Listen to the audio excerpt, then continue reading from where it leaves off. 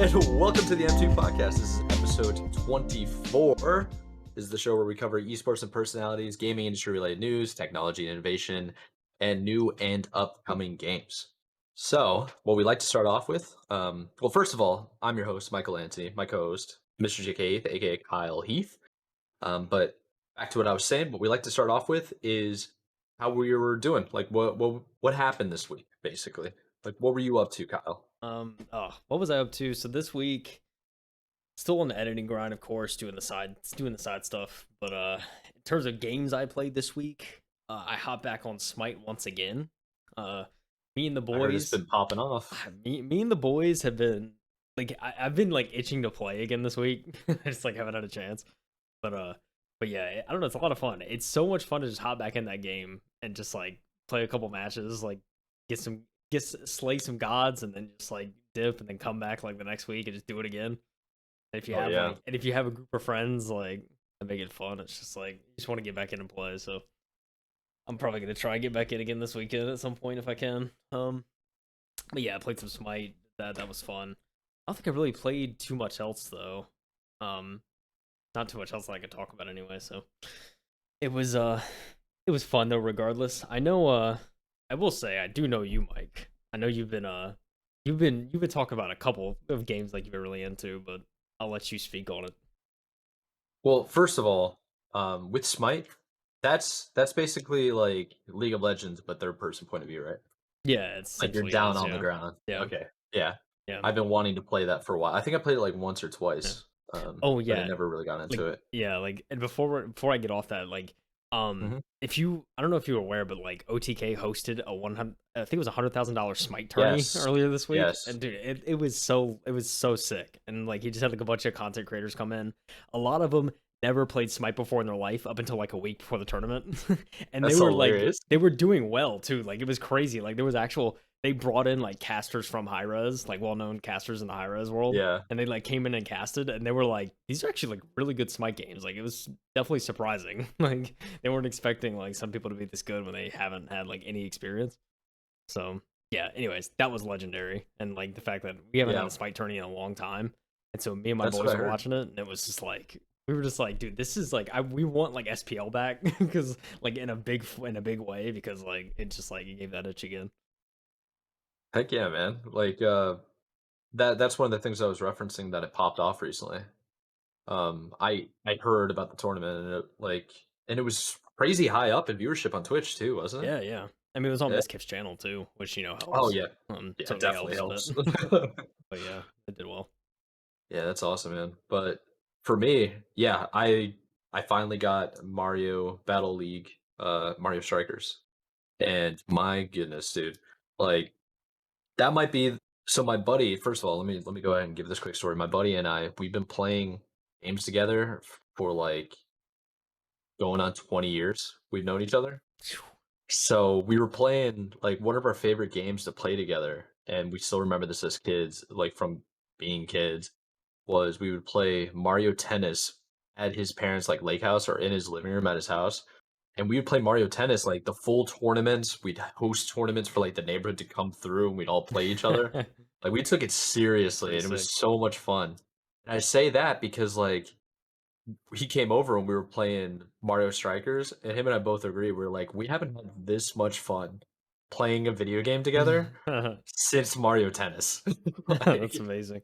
so I've been having so much fun. I've been playing by myself too, like going through the just playing the AIs and stuff. Yeah, And there's like the really good progression system. There's a skill gap that's with it too. It's like it has everything that I'm enjoying right now, and I'm kind of excited to keep ranking up to the point where I can have like a really strong team to go online and start playing against people. yeah. Sounds sick. But highly recommend checking that out. Yeah, Um, yeah. Who knows? Maybe at some point I'll get it. And I know you were hitting on me and the boy Preware, over the oh Discord. yeah, Try and see and get some games soon. So we'll see. absolutely. I think that's really all I've been playing, man. Like, unless I told you I was playing something else, I think it was really just Mario Yeah, Strikers. Obviously, I've like played some Halo, played some Rocket League. I yeah, mean, that was good. But yeah, for sure. yes, sir. Yeah, but that's basically gonna be my plan. I mean, what are you got any plans for 4th of July? I mean, we live in the US, so Yeah. if anybody couldn't tell by our accents. Yeah.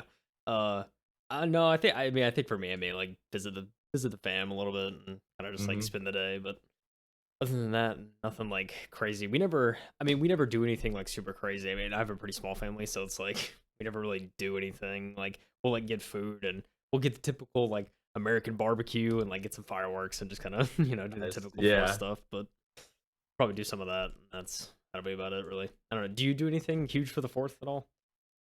I don't know if you even know this about me. My dad's an immigrant. Oh So, yeah, like in the family, it was kind of like the American holidays weren't really like a super huge thing. yeah, So it was like Thanksgiving and stuff like that. We didn't take it too terribly serious. It was like just a dinner that we'd have like the family come by. It wasn't something that was like massive deal. right. 4th of July was about the same way. But I mean, we live really close to all the best fireworks, as you know. Yeah, Um, so I've kind of always lived in that kind of scenario. So fireworks are definitely a big thing for us. yeah. And Got it. yeah, a couple of years we went up to the beach and just watched them there, or the lake. I mean, but this weekend I'm going up into the mountains. Gonna go little like chill in the cabin, basically Oh, nice. Very near a cool. nice little town. Yeah. No gaming though, so Just to say, we'll have I mean, are fireworks? Are you gonna mess with fireworks all out there? I feel like it's like when you say that, I picture like in the woods where that's like a huge hazard. So you probably oh, it's wouldn't. 100% a hazard. Yeah, But I'll go into the town. yeah, There's a pretty big town nearby. So I'll go in there and see if they're doing anything, and like they're not gonna have big giant fireworks. yeah, I mean, they're gonna have like like what are they called? Like the like sparkly sparklers. ones on Yeah, the ground. Yeah, sparklers or whatever. Yeah, nothing serious, and I don't care, man. I'm just trying yeah, to go like enjoy some beers and chill. yeah. Sounds like a vibe. Yes, sir. But enough of talking about 4th of July and gaming. You got what are you starting off with this? All right, I'm gonna start off this week. I know last week, I believe it was last week, we discussed Sony announcing some new hardware that was coming up. Well, that announcement has officially arrived. And so we're starting off. Sony is launching game gear that is aimed towards PC players, believe it or not. It's the company's called InZone, and it's gonna have monitors as well as headsets that are compatible with PS5 but are primarily for PC. They announced this new line this past week, unveiled during a media event on Tuesday, the 28th of June. The InZone line includes several gaming monitors and headsets. Although Sony described InZone as a brand for PC gamers, the first gear announced is also compatible with PS5 and presumably other consoles. They talk about some of the pricing. So there is the M9 monitor, which is what they kind of showed off. It's going to be their flagship monitor in the InZone line. It's going to be releasing over this summer at 900 USD. And it offers 4K HDR, 144 hertz refresh rate, and its variable refresh rate technology built in as well. Sounds pretty nice. There is a cheaper M3 monitor. It's supposed to be coming later this year at $530, which will be 1080p 240 hertz. So I guess your typical kind of 1080p monitor nowadays. They also talk about they talked about a couple more details of the monitors, but they also talked about the headsets. There's going to be essentially 3 headset offerings ranging from $300 to $100. The H9 is the flagship. It's going to offer noise cancellation, 360 spatial sound, and 32 hours of battery life. The H7 is going to be $230. It's not going to have the noise cancellation, but it will have an extended battery life of 40 hours. And I'm assuming all the same features as the flagship minus the noise cancellation. And then the H3 model, which is completely wired. The first 2 previous are going to be wireless, of course. It says the H9 and the H7 include on-screen indicators on the PS5. They come with gaming and chat balance and work with Tempest 3D audio tech. I'll be honest, I don't know what exactly that is, but it sounds interesting. Yeah, I mean, that's essentially the rundown. That's what they showed. There's some promotional photos and stuff they took as well. And it seems like, be launching this summer, and there's going to be some more launching as the year goes on. But it's kind of like Sony's this is like Sony's kind of gateway into the monitor and headset market at a more like kind of grandiose level. I don't know. What do you think, Mike? After just hearing all the the numbers I just spat at you. I mean, it's not bad, right? So one of the things I didn't know, so as you were going through the article, I actually wasn't sure if Sony had like monitors for computers, Yeah, and I wasn't able to find it quickly, so I'm assuming they don't. The End Zone, Sony's flagship End Zone, I guess, is their PlayStation style that they're trying to go yeah, with. Um, I think just labeling it PlayStation is another way to just say it's a gaming monitor.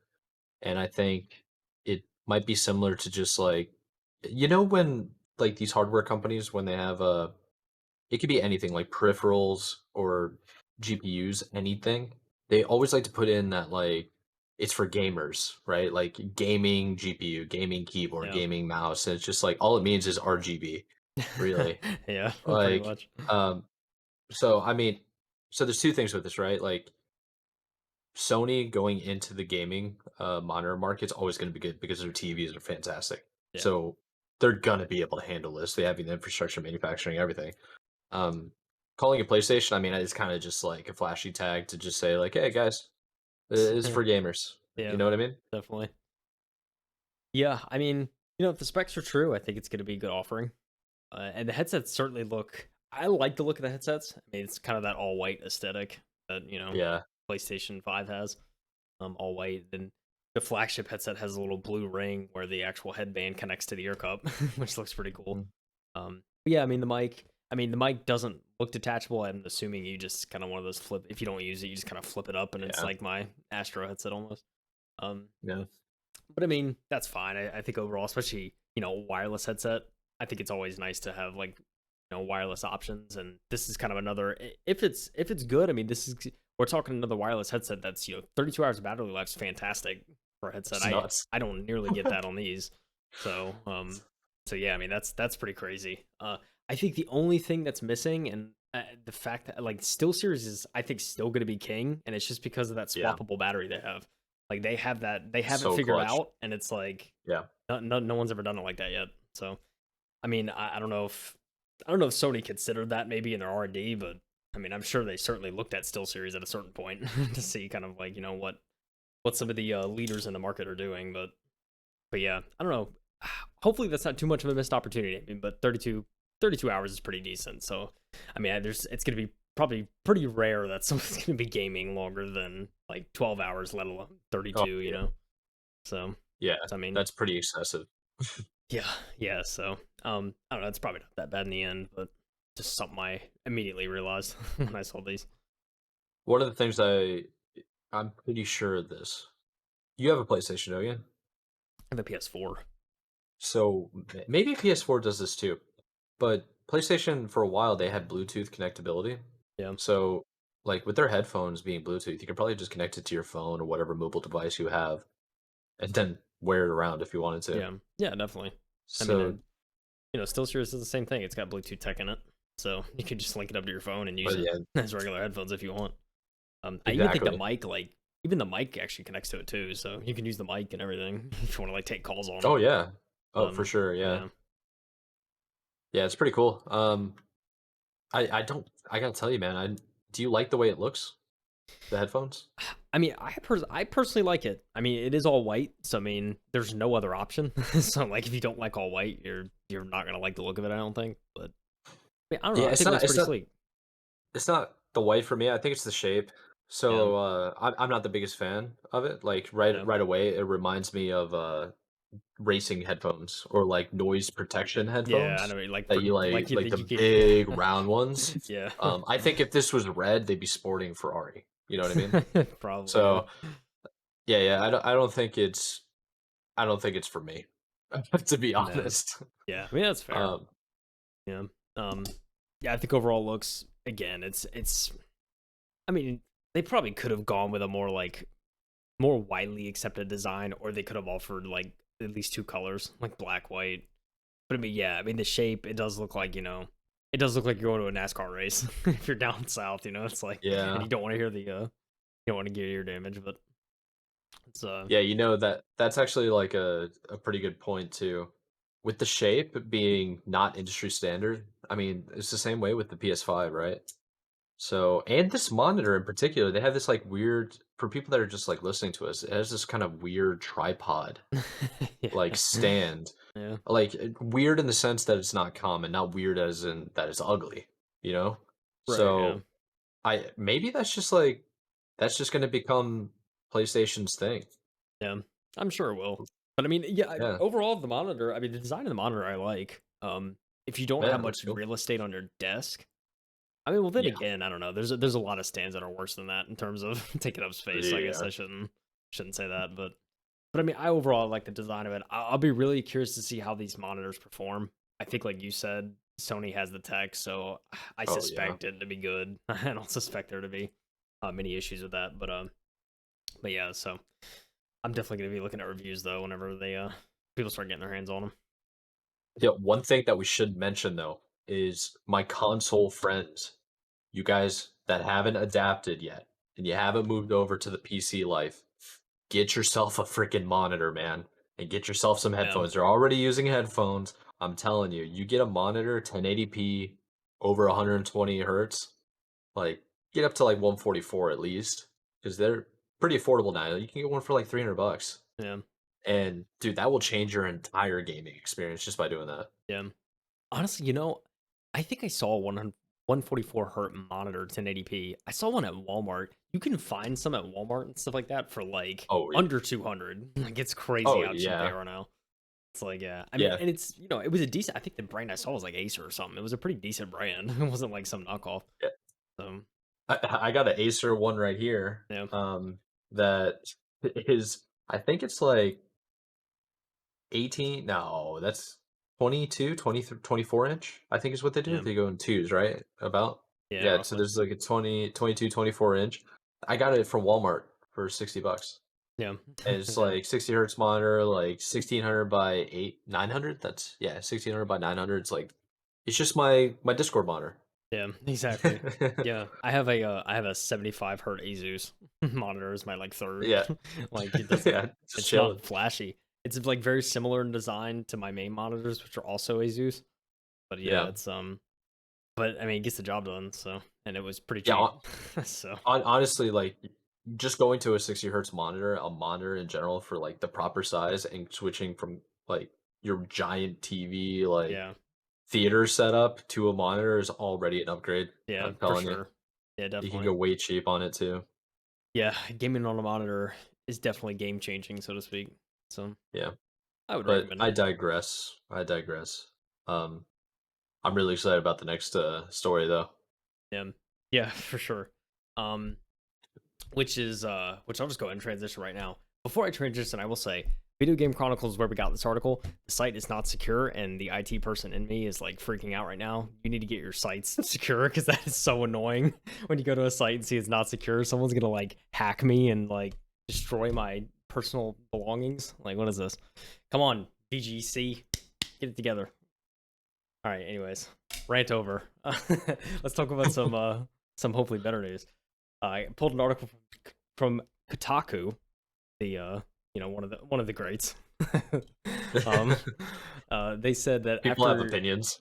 I mean, yeah, their headlines are funny. I'll give them that. And they said after nearly a decade of development, Ubisoft's pirate game will likely be out in November. That is Ubisoft's Skull and Bones is finally maybe coming out this year. This was thanks to a little internet little leak that happened recently. According to data found on the Xbox Store, the game is set to release this November, which lines up with information Kotaku actually heard about the game's rocky development, which this has been over the course of a very long time. I mean, they said over a decade, but yeah, I mean, sounds about right. I mean, they go into a little more detail in the article about kind of the what was going on. There's a couple interesting paragraphs. It says one source familiar with the game's troubled development explained to Kotaku that Skull and Bones release date was continued to shift and slip internally. We were told that the planned closed beta test for June was canceled over quality concerns regarding the latest build of the online pirate game. We were also told that Skull and Bones previously aimed to release earlier this year, with the last internal date being sometime in September, but now the release date has slipped once again to apparently November.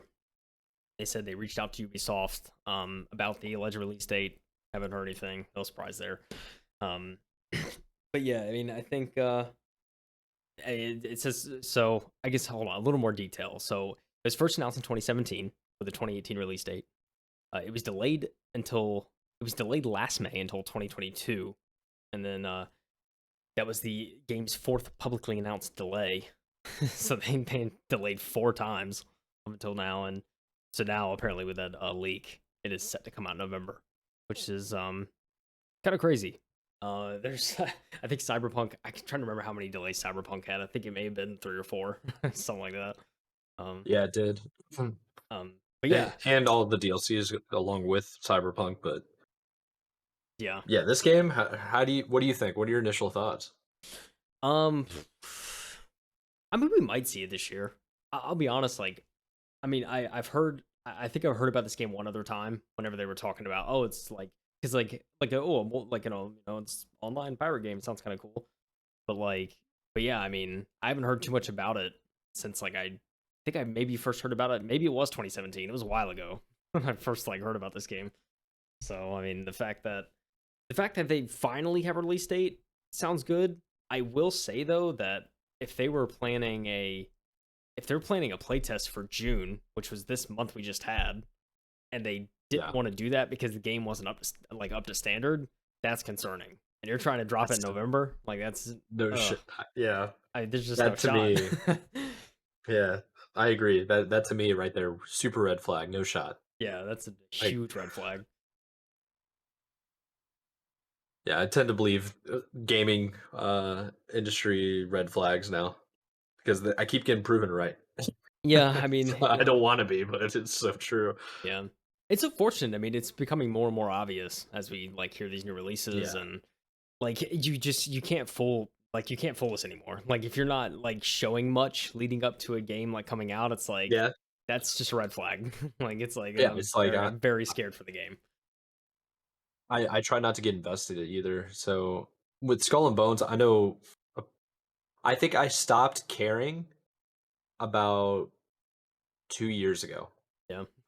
Because like Assassin's Creed Black Flag to me is one of the most fun I've ever had in like Yeah. a sailing pirate game since Wind Waker. Yeah. Like And I'm I right there with you. loved it Dude, yeah. so I much. did too. I remember there was And because it was for me anyway, it was tail end of high school when I started when that game was out, yeah, and I started playing it. And I loved that game because just sailing in the boat, if you're cruising in sea shanties, I could do yep. that for hours. It was just so much fun. I did that for hours. Yeah, dude, it was great. Anyway, to your point. it oh yeah, it was one of the games that I beat 100%. Got all collectibles, beat Oh all the yeah, missions, like everything. I took it so serious and I was like, dude, I loved it. Fully upgraded house, fully upgraded boat, like fully upgraded guns, characters, everything was crafted. Like yeah, I don't know how much time I spent in that game, but it had to be a lot. It was dude, it was so bad. Here's the most embarrassing thing about it.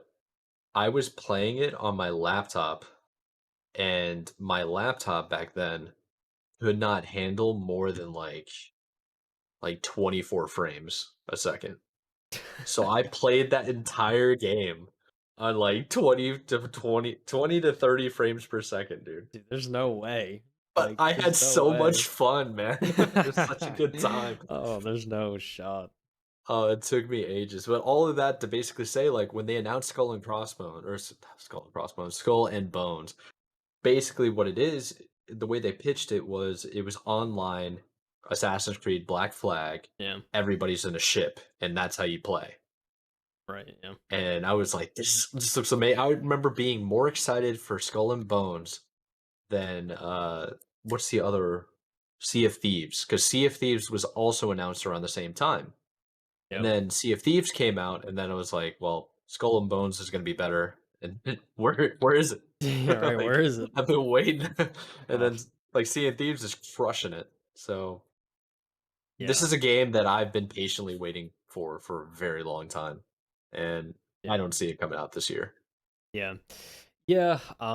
Just for a little context as well, I'll read a little bit of the article. It says, as reported last year, Skull and Bones development has been a complete mess with a lack of clear direction, ballooning costs, and tons of attrition.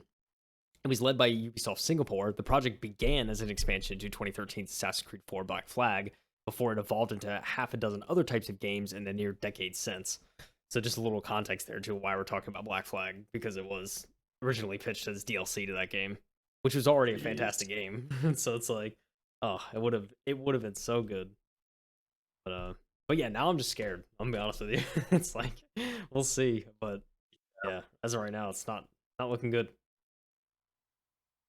Yeah, this is not a game that I'm gonna be pre-ordering. You know, Yeah, definitely not. I'm gonna wait till it comes out, and if it's good, I'll buy it. If it's not, then I'll give it the Battlefield 2042 treatment. Yeah. I'm not touching it until it's fixed. Oh man, I'm hopefully Battlefield comes back, man. They're really working on that game. Hopefully, we covered it last episode. Yeah, They're not exactly. they didn't give up. I'm not giving up. Not yet. Hopefully, they don't give up on this game. Please We'll don't. see. Man. But speaking of releases, this week we finally got some news on Skate. Let's go, my Skate news, man. I know. Oh, it's so exciting. EA is actually giving you a chance to play the new Skate game early. Skate is quote very early in development, as said by Electronic Arts. But they posted a video earlier, as the day of filming this, on June 30th. They posted a little promotional video, which I'll play through in a second. But essentially, they're talking about Skate 4. It's in the works. They coined it as pre-alpha or whatever when they're showing the gameplay. Yeah. Pre-alpha. Yeah, pre-alpha. Yeah, they attach a lot of pre's to that. But yeah, so I mean, I'll just show some of the gameplay real quick. Warning. What you're about to see is pre-alpha. No, turn this down a little bit. But yeah, so essentially they kind of show some gameplay, and I think overall it's there's a nice little kind of narration that goes over it. Suggest you go and watch the video, but overall the video itself is just, it's really funny, and it's cool to see. I will say it's very cool to see a game like this in early development. Like, it's just like, oh, yeah. It's like so sick just seeing all the assets like just like naked, so to speak. But yeah, it's but as this is playing, a lot of people, or at least I've seen some people, especially on Twitter, talking about how this like I don't get this. It looks very much like Skate 2 and 3. Like what are they doing that's new here? And I'm just like, I look at it's just like, it's Skate. Like I don't know, like what do you want them to do with the franchise? Like, people wanted more Skate, they're getting more Skate. Like, you know what I mean? So yeah, it looks like right off the bat, it looks like they have mini games now. They're letting people do like free roam and like, dude, like, yeah. How are you gonna? What kind of groundbreaking things can you do with Skate? I mean, it's not Tony Hawk. It's trying to go with this like possibility of realism. Yeah. I mean, for pre-alpha, it looks great. I'll say that. Oh yeah, I mean, this would pass on the PS3. Yeah, like for sure. Yeah, I like the logo. I mean, I think overall it's I mean, I look at that and I mean, it looks fun. It looks like something I definitely check out. But they were also saying, I mean, as that little promotion there, you can go to skate.game today and sign up for early access, so you can kind of help out with the gameplay, early versions of it, and I'm sure give feedback and help the development process, which is really cool. But yeah, I'm very excited. We're finally hearing more about Skate. I was upset we didn't hear anything over like, you know, Summer Games Fest, but yeah, here we are just out of nowhere on a random Thursday in June. They're like, hey, we're working on it. Like, maybe they saw everybody on Twitter or like the social media like, where's the biggest Skate? We thought Skate was gonna be here, and they're just like, grab like 3 interns in Ubisoft who like grew up skating, and they're like, hey, here's the old project files. Yeah. Something up real quick. 2 weeks they put that out. I mean, I feel like that happened. Yeah. Probably, to be honest. How sick would it be if they like, it would have been really cool though at Summer Games Fest if they just had the same exact video. Like, yeah. Hey, we still exist. And then just show all the horrible bugs. Yeah. Oh, dude. That's what made Skate 3 so good though, right? It's just like, it was a buggy mess at times, but like it just added to the character of the game. It's like the one instance where like bugs help the game, because it's like it just made people want to play it, because it's like you just get this like ultimate sandbox where you're just a skater just running around, and then like sometimes your body like stretches and like you do these weird poses and stuff. It's like it's funny. Yeah. There's something to that, right? Like all the old classic games, and speedrunners will really know this too, is there is some like something special about a bug that can break a game, Yeah. you know? Yeah. Like this is a great example. Nintendo GameCube, or not GameCube, Game Boy, Nintendo Game Boy, Pokemon. I forgot what it was. It was like the incognito Pokemon that you would get, and it would like break your file game. It Oh was yeah. like the digitized version. I can't think of the name of it right now, but it was like that was Can't like either. an iconic moment in that franchise, in that game. And there are like so many other instances. I one like speedrunning thing that I've always seen is Link jumping backwards and rolling backwards and Ocarina of Time to get like the world records, Yeah. or Mario phasing through walls. Yeah. Like, dude, there's like Dude. seriously good character to bugs Yeah. sometimes. Like, Yeah. I mean, just look at Super Mario 64. If you see speedruns of that, there's like that's people have nuts. broken down that game Oh yeah. so harshly, and they have every single little thing where you can go through this wall and jump over this, and like you could like rapidly press buttons and make him like fly up the stairs and out of the map and stuff Yeah. like that. It's like, dude, it's just so funny what people have found. And but yeah, anyways, with Skate, I mean, bugs were definitely a thing. It says here too, the most recent Skate game was, of course, Skate 3, which is 2010s when that game came out. It's a 12-year-old game at this point. Jeez. And I mean, I will never forget too whenever like PewDiePie played Skate 3, Mhm. and he played so much of it, and people loved the video so much that like they literally went back to the factory and printed new copies of the game because there was so much demand for the game. Like, I'm That's so never gonna awesome. forget that. It's so funny. Like the power of one I actually YouTuber didn't know brought that. yeah, That's so cool. the power of one YouTuber brought that game back. I mean, you could look it up. Like there was articles on it talking about how Skate 3 is reprinting copies. Like it's like there was tons of articles on it. But yeah, I mean, one of the main So cool, causes man. was PewDiePie was playing the game. Everyone wanted to play it after that. So yeah, Yeah, I mean, see, that started it. You know, that started the skate craze. it's one of the few. I mean, there are a handful of electronic art games that are like really good. And yeah, Skate's one of them. And I Yeah, hope they can do it right. Bring it back. Do the same thing, man. yeah. This is the Just thing. better graphics. You Just don't do have the to same thing. you really don't have to reinvent the wheel with this game. And like for people expecting that, I don't know what I don't know what to tell you because like I can tell you Yeah. right now it's not going to be crazy. Like it's going to be Skate. Like No, just add in all the popular tricks that everybody knows and loves, and then give new real world like locations, yeah, like like new legendary environments. spots all over the world for people to skate at. Yeah, for real. That's all they got to do. Yeah. But yeah, super looking forward to this. I Mhm. think I think I'll probably take the opportunity to go to skate.game and try and sign up, maybe try and get in early because I think it'd be kind of cool. But yeah, very exciting stuff there. Hopefully we get some more news in the coming years because it seems like it's from what they're saying, it's probably at least 2 years out. So Yeah, I think yeah, it might be longer than that, but yeah, yeah, at least two, at least two. yeah, for sure. But I have some sad news, Mike. I know it's sad news for you. Yeah, I know, but I'm kind of to blame because I haven't played it much recently. It's all your fault, Mike. I Oh, feel like it might be. oh man, this coming from IGN. Very sad day if you're a Spellbreak fan. Hate to break it to you. Hmm. The Spellbreak developer is to be acquired by Blizzard to work on the newest World of Warcraft expansion that's set to release soon. And Spellbreak is going to shut down in 2023. So the developer, do you know how to pronounce developer's name? I'm be honest, I've like never tried to. Uh, Proletariat. Yeah, Proletariat, that sounds good. So the Spellbreak developer Proletariat will seemingly be acquired by Blizzard to work on the World of Warcraft, with a major consequence being that the wizard-based battle royale is going to shut down. They announced the closure of Spellbreak on the 28th of June, which was later reported across a bunch of news outlets. It was also reported that there was plans for the studio of its more than 100 members of staff to be purchased by Blizzard. The team will be reportedly working on the team has been reportedly working with Blizzard since May, and they're going to focus on the World of Warcraft expansion, the Dragon Flight expansion that is upcoming. So getting completely absorbed and Spellbreak is to shut down. And Spellbreak was a game that came out in August 2020, midst of the pandemic, like right in the middle of it, you know. And yeah, and as the article said, it received positive reception. We played it. It was a solid BR. Like it was definitely a different concept. It was really cool. Yeah, I know you played it more than I did. So if you wanted to speak on it more, you certainly can. But I mean, overall, I think just you're a wizard, you're fighting with magic, and you're just like in the air. You can soar, and it's just like it was a lot of fun. Not gonna lie, it's up there.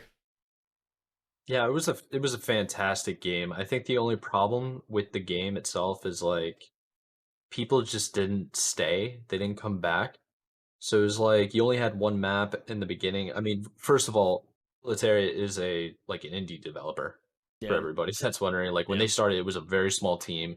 They were basically in early access for about a year or so beforehand. They were showing people like the game in general, like paying and sponsoring big streamers to come play the game. I think that might hurt them a little bit more than it should have. yeah, Because the big streamers didn't stick around, and the people didn't stick around. It was like a free to play game too. Um, I don't know exactly what went wrong, other than it felt like it might have lacked a little bit of content yeah. to keep people there. Uh, but it was a super fun game. Like it was a lot of fun, and Right. with Blizzard going up and actually acquiring them, it makes so much sense. It really does. It's like the art style is perfect. It's like the way the mechanics work in the game, and Blizzard being as big as they are, it's like, yeah, okay. Magic battle royale, like a bunch of wizard warlocks flying around the map and like eliminating each other. All right, come here. Let's go. Put you on World of Warcraft. Yeah. I'm Yeah. I'm kind of torn, man. Like the Yeah. World of Warcraft stuff, dude, is like I've heard they're struggling pretty bad in the last couple of installments. Yeah. I've heard So that too. I mean, think about World of Warcraft. World of Warcraft's been around for so long, and especially like because they have World of Warcraft, but then they did Classic WoW, and it's like Classic WoW, of course, gets its expansions, yeah, but it's like I don't know, like World of Warcraft. I mean, I do know, I think I know a couple people that still play, but it's like I think it's like more niche than it probably ever has been in terms of like people that still grind and do all that.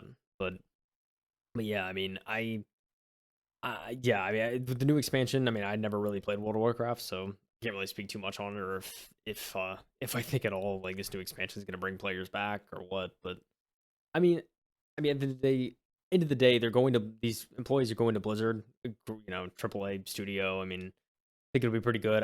We've heard, I'm sure probably for some of them too, it's like very nerve wracking because of all the news that's come out over Blizzard over the past couple of years. Because there's been a lot of just not good things happening at the studio. However, acquired by Xbox, I think it's only up from here. At least I can hope. I think overall they're going to a big studio. If anything, I hope that a lot of this team gets a lot of experience under their belt and gets to really kind of grow as developers. So if it's not so great there, they can of course move on to somewhere else. But I mean, hey, Blizzard at least is a pretty big company, so and they'll certainly get experience at the very least. But yeah, that's true.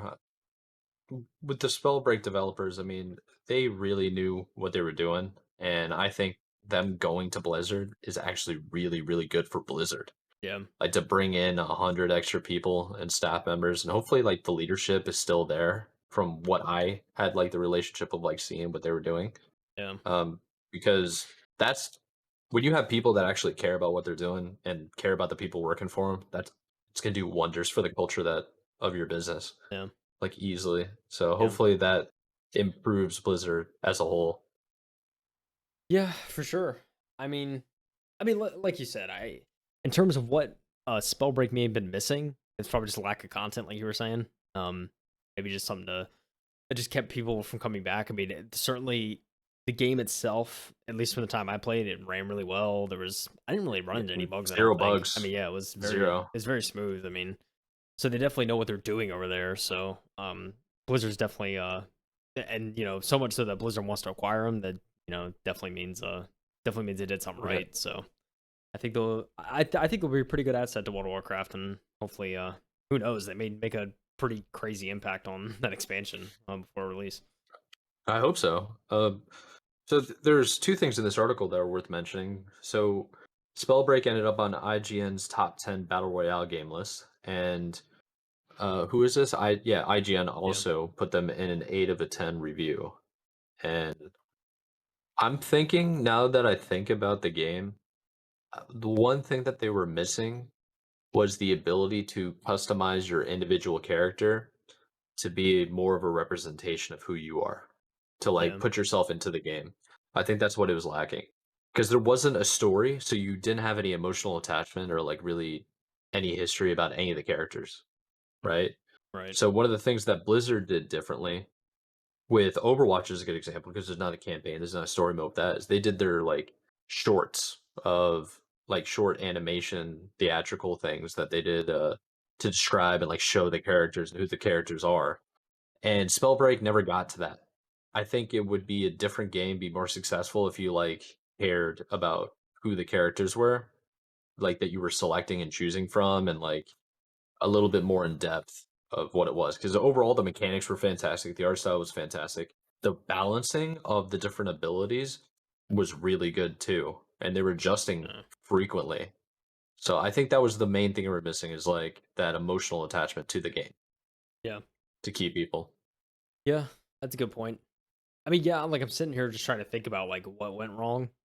But yeah, I mean, I guess the only thing is just like, yeah, I mean, just kind of a lack of some sort of, either emotional connection or a lack of story, or then because I will say, especially like even in Fortnite, there's like a little like story Yeah, arc that goes on, especially yeah. with each chapter and season. So yeah, I don't know. Well, Spellbreak started with a story mode.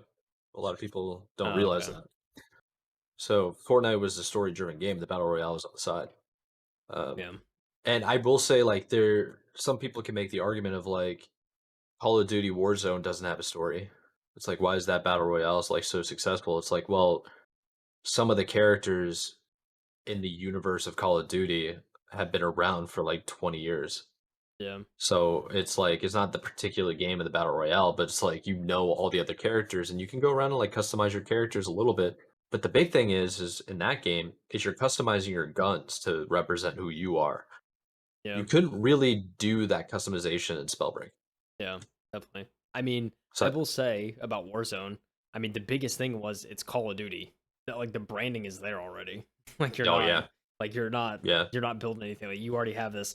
You already have this literally video game giant that you're just slapping the label onto, and you can say, "Hey, here." But yeah, then as Warzone evolved, it's added, like you said, it's added characters from the campaigns. It's added like they did like Attack on Titan stuff, and like they've done like yeah. all these crazy like collaborations with all these Godzilla. brands. So it's like, yeah, Godzilla. I mean, it's the same thing with Fortnite. Fortnite's grown, and they've done collaborations with literally every single like piece of pop culture you can Yes. think of. It's like just kind of is what it is. But yeah, so Yeah. and, definitely definitely I almost feel like they just didn't have a chance maybe to like get their to build their brand almost. But I mean, I don't know. Again, I played it for a little bit, It's and possible. yeah, I played it for a little bit, and there wasn't anything that kept me hooked. So there's something missing. Yeah. Just not sure what. I'm gonna go with the customization because it just when it comes down to the game itself, it was fantastic. I mean, let's be real. There was zero bugs. Yeah, The art style was awesome. They executed the battle royale, I think, perfectly. It was just like it was a great time. yeah, And I got buddies on it for the first time, and they were like, "This is awesome!" Like immediately yeah, was like, "This game's awesome." yeah, And sure. yeah, Yeah, I don't know. I think part of it for me too is like there were certainly like the different like class systems and stuff, and like the different spells and like what did what. yeah. It was a lot. There was definitely a learning curve with that. I'm trying to Oh, figure for out like sure. Yeah, kind of how to combat like certain situations, and maybe it was just too daunting for my like millennial brain to like want to stick and like try to learn everything. But yeah, that's a good point too. That could have been it. That could have been it as well. yeah, Just a little bit too much of like a learning, like yeah. what's it called? Learning Curve. curve. Thank Yeah, you. Yeah, yeah, learning curve. Yeah, I mean, Completely because blinked. like, You said 20 seconds ago. yeah, but like, like the thing about Warzone, the thing about Fortnite and like Apex, it's a shooter, so you know what to do. You know what I mean? Like that's the primary. At the end of the day, you're just trying to shoot the other enemy, like with a gun. You know, it's kind of like you already know what to do, and it's kind of just a different kind of take on the genre. So, Yes, sir. and then yeah, something like that was missing from Spellbreak. But anyways, best of luck to the team. Hopefully, they could do some crazy stuff over at Blizzard. Hopefully, they treat them right. And well, I'm cheering them on yeah, for sure. for sure. For sure. You know what else I'm cheering on, Mike? Hit me with it. Oh, I'm cheering on Xbox. Xbox. Yet again. But We out here. more particularly, I'm cheering them on for Bethesda because according to Matt Booty, one of the Xbox gaming heads, he said that Bethesda's no longer has a crunch culture, according to what he's seen. So there's pretty. It's actually not that bad of an article. It's not that long. But there's an article on this is again Video Game Chronicle, except this time the URL is secure. So I don't know what's going on over there, the Video Game Chronicle, but one of their URLs is busted. So let me ask you, HTTPS means it's secure, doesn't it? That does. It means secured. Both of them were secure for me, so I don't know what's going on in your world over there. Dang. Well, are you using Chrome? It's a Chrome thing. I am using Chrome. I guess I don't know. I don't know, man. All right, it's something going on. I don't know. Something fishy. So Matt Booty held a Q&A during a company-wide meeting last week, during which he addressed the topic of labor conditions at Bethesda and his parent company ZeniMax. Matt Booty was asked to discuss a previous Kotaku report, which claimed that there was a heavy degree of crunch during the making of Fallout 76, which was released a number of years before Xbox acquired Bethesda, 2021. They're clear to mention that. Yeah, clear to mention. Yeah, Xbox is not affiliated with that. Of course. Matt Booty said, "Yo, by the way, we weren't there yet. Just saying." And so he pretty much said, they said, he pretty much claimed that the crunch culture was quote just because he was essentially talking about it's no longer a thing from what he can see at Bethesda, and but he did kind of sort of say that it was definitely a part of the industry. And he said, I'm not just saying that it was a part of the culture. I'm not saying to justify it. I'm just saying that it was a part of the culture of the industry. He's claiming that he said, quote, I literally slept under my desk earlier in my career, and we looked at that like a badge of honor, which is so funny to hear. It's like, I guess because I mean, this is the thing, Mike. You have to there has to be a little bit of pressure somewhere saying, oh, like I can't, none of them are leaving. Like, how am I gonna leave and feel good about myself? You know what I'm saying? Like, I have to stay here and and dedicate my life to this. You know what I'm saying? Which to some people maybe they're cool with that, but I don't know. There's no work-life balance there, so it's like it's just gonna catch up to you very quick. At least in my opinion. Let me ask you: Have you been under that kind of pressure before? In a work environment, no. Personally, okay, No. I have. I have. Oh, I maybe. spent like 3 or 4 years, basically working weekends, only getting paid salary, working essentially like come in there at 7:30, 8 o'clock at the latest, and I would leave at like 2 a.m. It was yeah. You see? Let me tell you, man. When you get out of that kind of situation and you're not doing it anymore, you read that statement that he just said where he goes, I don't say that he goes, it's just part of the industry. And he says, I literally slept under my desk early in my career. And we looked at it like a badge of honor. I had that feeling around that same time, but when you get out of it, you're just like, man, it wasn't worth it. Man, I should have went to that. Dang, I really should have went to my buddy's I literally miss my buddy's what's it called? The party you have right before your wedding. Oh, the bachelor party? Is that? I missed the bachelor party, dude. No, man. I had to work on a Friday. Oh my gosh. Oh yeah. Oh, dude. that was bad. Yeah, but let me tell you something. You get out of that situation, you're no longer having to do this nonsense right here. None of this. Like, okay, let me caveat, right?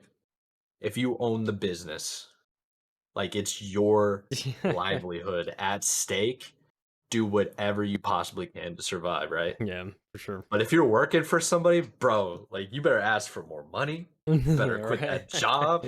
Like Like, you better figure something out, man. It's not worth it. You could fall from No. that and land on your feet elsewhere and be Oh, fine, you know? oh, especially, dude, especially if your boss isn't next to you. Oh, Like, dude, yeah. if you're there till 2 a.m. and you're not with like, your whole team is there, but the boss is out. Oh, The guy man. with his name on the door, he's not in. Let me Oh. tell you something. He's at home sleeping with his kids, hanging out, like, with the whole family. They're probably having movie night and stuff. And for what? They're going out shopping tomorrow with the money you're making them. Like, Yeah. Oh, man. Matt Booty did go on to state later on in that Q&A. He said, however, so he claimed that those days were gone from Xbox, saying that, quote, I know from talking to Bethesda leadership that we do not have a situation where people are crunching and we've got this bullying atmosphere. I'm confident in that. So, I mean, essentially he's saying, I'm sure they're working pretty closely with Bethesda and like they're like, probably on a weekly basis checking in and everything. So, but yeah, so it's certainly a good thing to hear if that crunch culture is behind them, because that was, I mean, I feel like we touched on an article on Fallout 76 because it was a recent piece that came out too, kind of reiterating what was going on, yeah. like during the crunch that really led up to that release, and kind of just like how crazy some of those like emails and stuff that like the testers were getting like leading up to release, just like kind of like whatever, we'll leave it in, like kind of things. They just didn't have time. It's just like how much chaos was actually in that project before it came out. So I mean, hey, I feel for these guys, man. I mean, dude, Xbox, they gotta come in, they gotta make sure they're treating the workers right, So Yeah, sounds Xbox like good comes news. in. Xbox came in, took a look around Bethesda. It's like, yeah, you guys need to go home and relax because we need like to keep you guys. There's not that many like developers out here, Yeah. and we're gonna just push back Redfall and Starfield, and we're gonna blame it on the acquisition process. Like, go home, get some sleep for a week. We'll see you then. Yeah, I know. You just everybody take a month-long sabbatical. We'll delay the game, like yeah, that type of thing. Dude, Oh, imagine that. No, but it's actually pretty good to see that the next Fallout game isn't going to be crunched and they can actually have stuff together. yeah, for sure. I mean, I feel like if you plan it right, you don't need to crunch. So, I mean, Exactly, dude. especially Exactly. I mean, I say that I feel at least from a small business perspective, it's hard to like, especially when you're starting out, it's hard to like find that plan. So, but I mean, Oh hey, yeah. Xbox, 2-3 decades experience in the industry. Hopefully, they can finally show Bethesda the light at the end of the tunnel. Oh. Yeah, hopefully Yeah, so. We'll find out yeah. though. But then again, I mean, Bethesda, they did it for what, like at least a decade, like 2 decades. So it's like they've been in it almost as long as Xbox. I feel like to a certain extent, and yet they were still fell victim to it in their like recent release. So I don't know. Hopefully Xbox is swaying them in the right direction. yeah, I mean, Xbox has been there's been a huge switch at Xbox for a while now. So I hope this is for like this is a sign of good things to come. We mentioned red flags when it comes to like Skull and Bones. This would be a green flag, right? Yeah, right. Like This is this good. is a good. This is good. This should be nice. Yeah, Let's hope for for sure. it. Very, very hopeful. Thank you, Matt Booty and the Xbox team for giving us hope Booty. again.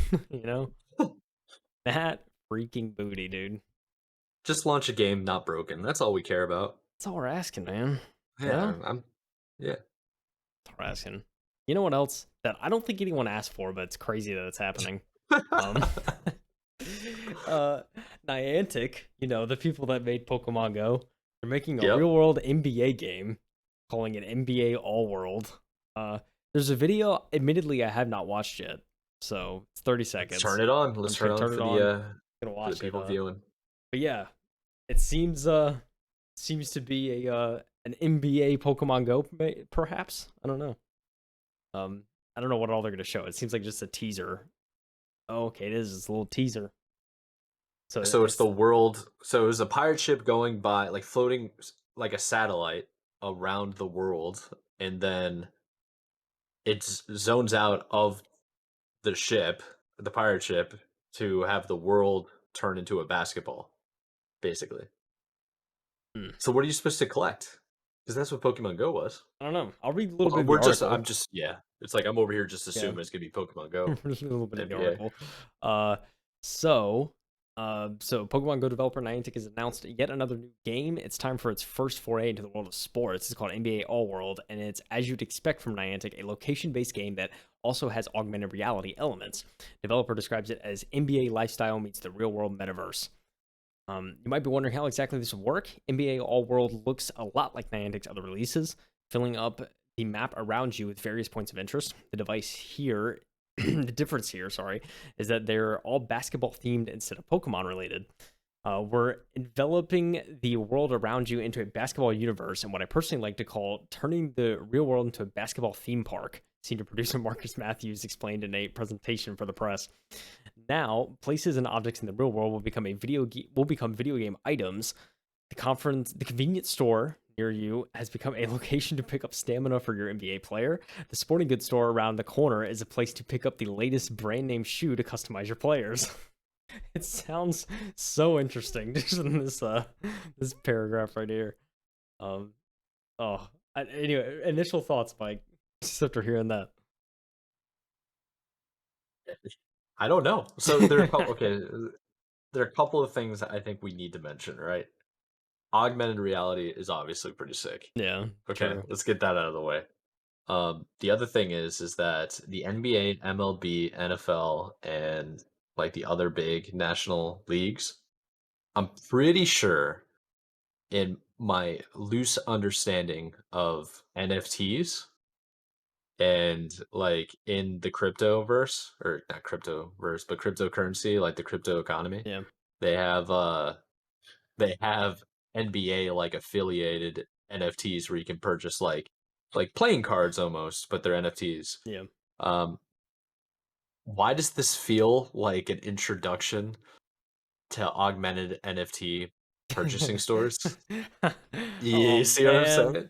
dude, You see it, why'd you right? say that? Oh But you no. see it, right? I I'm mean, not crazy. yeah, I see it. But at the same time, if you're a big NBA fan, and like let's say like basketball's your life, you already have your phone on you or whatever, you're like listening to music, heading over to like go meet up with your friends, go play. Like, what if you have your phone out and you're just playing this NBA All-Star Go situation Yeah. and Oh, you're ranking up your characters? I mean, yeah. So there's a few elements of the overall experience they explained. There's swipe-based one-on-one basketball, where you can go up against other players at basketball courts on your map, kind of like heading to a gym in Pokemon Go. This includes a leaderboard, so you could be the best in a particular location. That is going to get toxic really fast, like Pokemon oh Go my did, where gosh. people are literally going to be competing to try and get locations. I can already see that now. You'll also be able to collect real-world NBA players by encountering them and beating them on the map. Sounds a bit familiar to Ultimate Team feature in FIFA, and customize them with gear and in-game boosts. Niantic also says the game will have some location-based storytelling elements tied to the hometowns of NBA stars. That actually sounds pretty cool. I'm gonna be honest. I'm curious to see what they do with that. Dude, I'm not far from Davidson. Gonna have Steph Curry. Yes, sir. Oh man. And I guess this is screenshots. At least in this article. Is it? Oh, it is. It's like screenshots. Oh my gosh. So, all right. So what I'm looking at is a literal Pokemon Go map with actual basketball players instead of like trainers on the map. Yeah. And there's an actual hoop and everything. Oh my Yeah, gosh. the hoop is like maybe a gym, and Yeah. then the orb in the background might be what a fountain would be. Yeah. Unlikely. And then you have, okay, so you have the actual like one-on-one. That's so funny. And you're literally like, you got profile pictures up here. You're actually like one-on-oneing against a real person. Then you have Holy the crap! customization, dude. Oh my gosh. It's so funny. Dude, this is gonna be sick. Trae Young. NBA player encounter, bro. Trae Young. Dude, oh, that's so good. Found 23 of 35 player cards. So, but yeah, there's the augmented reality portion, I guess. That is so good. Oh man. So yeah.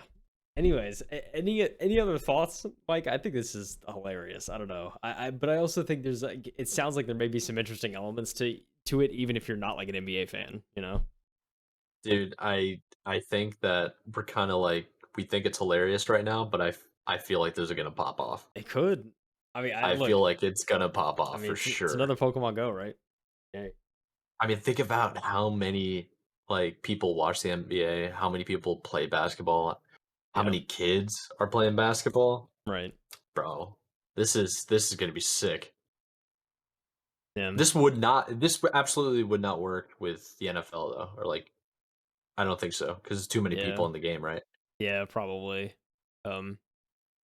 So I'm for it. it says much like the I'm for studio's it. other releases, one of the game's goals is get players outside and being active. Location matters, said the directors. So what you won't be able to do is sit at home and play remotely against your friend that's in another city.